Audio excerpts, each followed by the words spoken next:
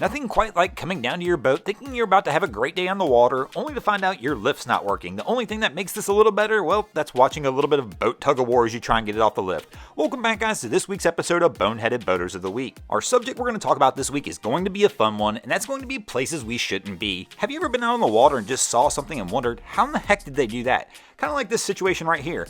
Our guy is nowhere near the water, he's standing at about 6 inches of it. Somehow he's full sent it up to the sandbar, and yet he thinks this is a good idea to run the motor here. When you see these types of situations, they really will. They'll make you scratch your head and just wonder why. But most of the time these situations happen because we wind up in places we're not supposed to be. Sometimes it'll be hidden like the sandbar here. Sometimes it can be out in the open. Maybe we just misjudged where we were on the water and somehow we wound up on the inside of the break. But no matter what happens, when you wind up in places you're not supposed to be, bad things can happen quickly. And you gotta be able to react quickly when these types of things happen. Quick reaction times in these situations are absolutely essential, as quick reaction time can mean the difference between you getting mangled or your life being saved.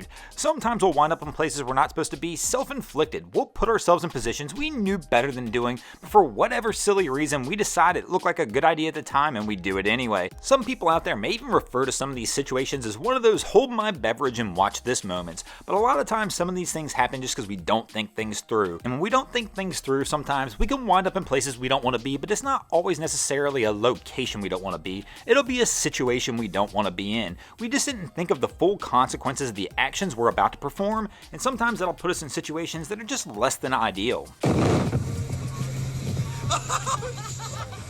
And one of the worst situations in boating sometimes can be when you are in a location you are supposed to be in, but things just don't go your way. Kind of like this guy's having a good time here.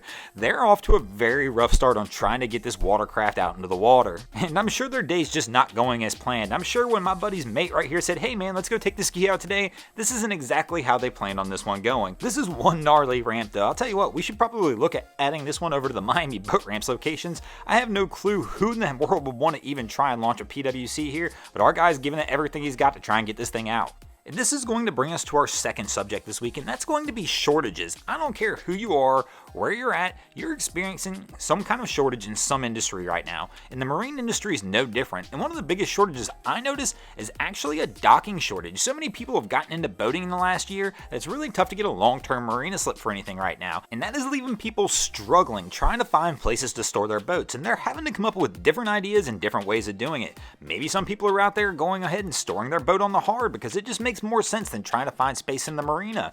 Some of the people who probably have it the easiest, well, that's going to be those sailboaters. With that extended mast, they can basically just tie this thing up anywhere, and bridges apparently are becoming popular hotspots, where they can just roll right up to the bridge, get that mast entangled into it, and it's a good spot for them. I mean, in theory, a bridge is kind of like a big mooring ball in the sky that's permanently stuck in, so it's a little bit safer even than a normal mooring ball. And some of these guys, if they're really good at it, they'll even find a way to get that mast right underneath the bridge, and then that boat's not going anywhere. They don't even need lines or anything to get this thing together.